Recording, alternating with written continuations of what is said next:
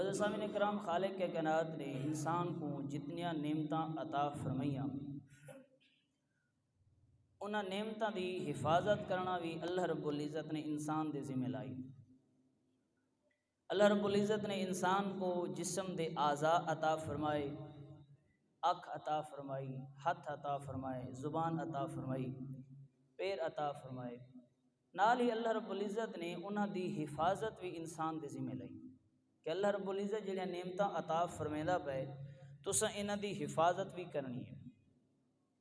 انہاں دا اچھا استعمال انسان دی نجات دا ذریعہ بندا ہے اور انہاں اعضاء دا غلط استعمال انسان واسطے ذریعہ عذاب بندا ہے۔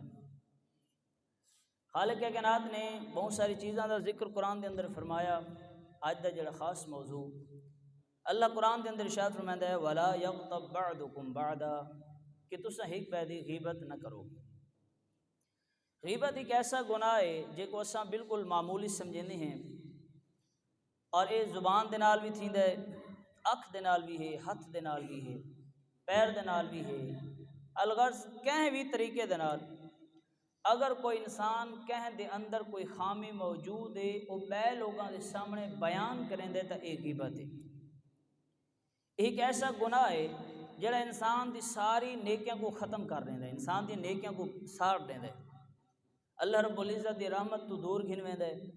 اور ایک ایسا گناہ ہے جن دی وجہ تو اگر کوئی انسان کثرت دے نال غیبت کریں دے اللہ رب العزت ان دی دعا قبول نہیں کریندا۔